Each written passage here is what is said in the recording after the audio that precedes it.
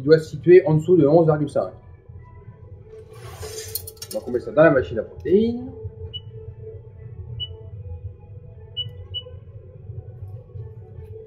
Et ça va nous indiquer les chiffres sur le cadran.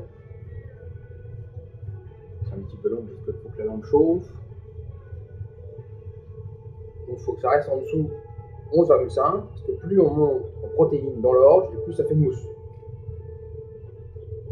Et selon les bières, il y a différents degrés?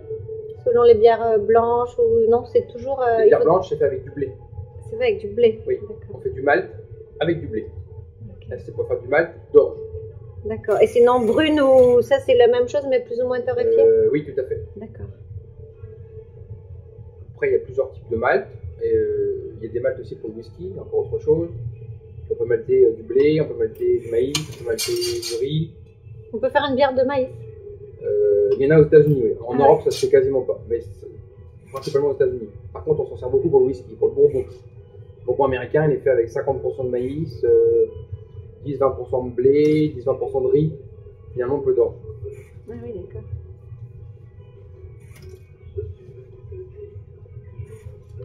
Mais on regarde juste Donc là, 10,5 c'est bon? Oui, parce que ça doit être en dessous 11,5. Et ensuite, eh ben, on fait la même chose dans l'autre machine, mais pour l'humidité.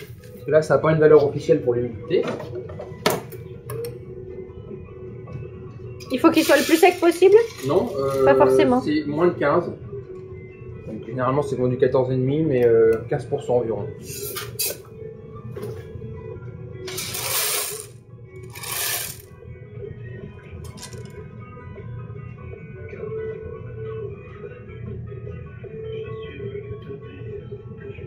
Ça va donner le chiffre là. 13,6. Donc c'est bon. Voilà. Et là, si on fait ça, on a le poids spécifique. D'accord, donc ça c'est un poids assez lourd par rapport à de l'orge d'habitude. Pour de l'orge, oui, c'est bien pour de l'orge. Ouais. Et à l'indicatif aussi, température.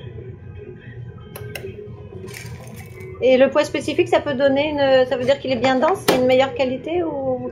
Ça dépend des variétés d'orge. Ça dépend du nettoyage aussi. Une orge qui est très sale, elle va être plus légère, forcément, parce qu'il y a beaucoup de paillotes. Il y a toutes les voilà. petites saletés. Voilà, il est très très propre. Hein. Voilà, tout à fait. Et puis pour finir, donc on prend 100 g de grains.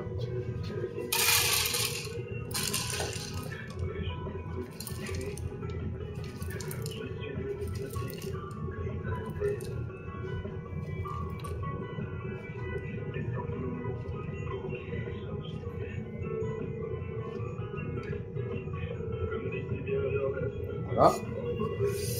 Et on les met sur ce qu'on appelle un VLB qui permet de calibrer l'orge. Donc c'est des fentes de 2,8 mm, 2,5 et 2,2.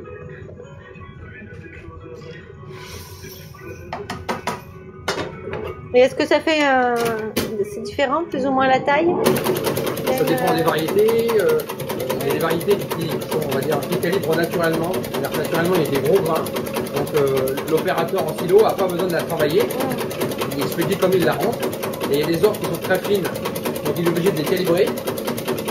Il y a ce qu'on appelle des orgettes qui vont partir en orge de mouture pour les animaux, etc. Et puis orge calibrée qui part en malterie. Comme le scarlett, c'est plutôt pour la malterie. Le scarlett avant en malterie, mais il peut y avoir aussi de la scarlett petite. Oui.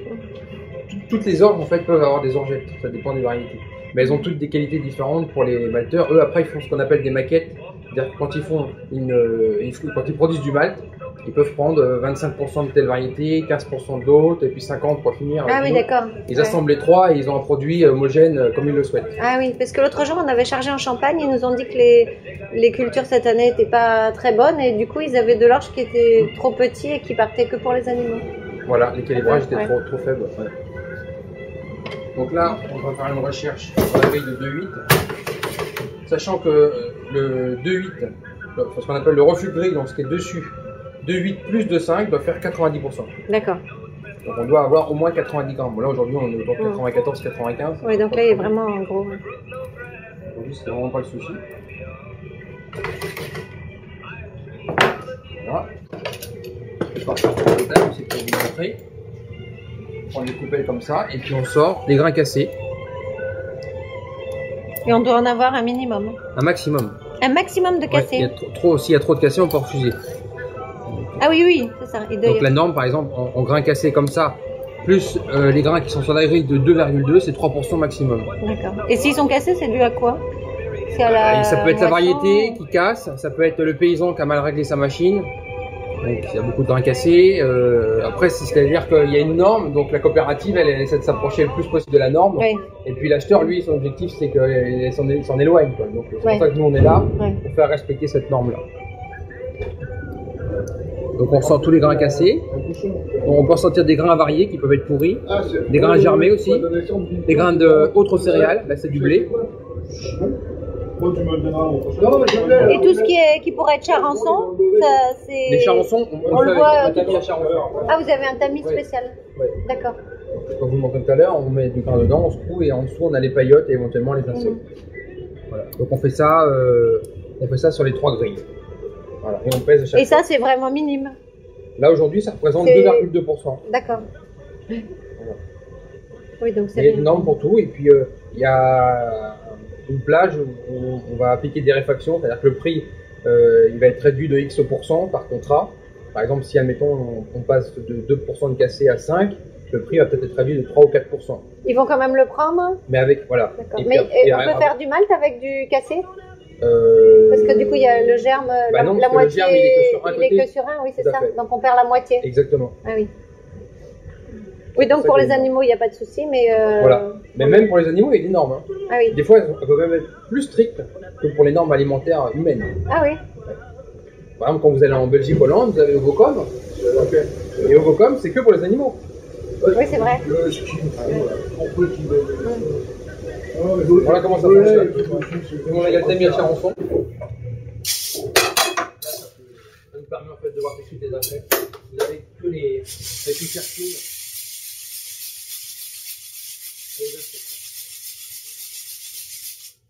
Mais il n'y a pas d'insectes.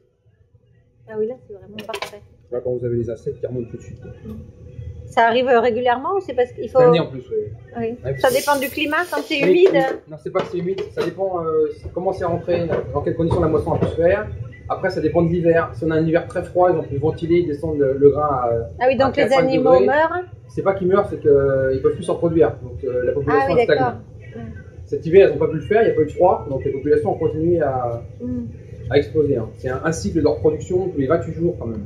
Oui, donc Et, là, de cette un année, on animal, est... vous passez à 150, hein, tous les 28 jours. Et donc là, il faut que vous 150 fois traitiez 150. le... Exactement, avec un insecticide.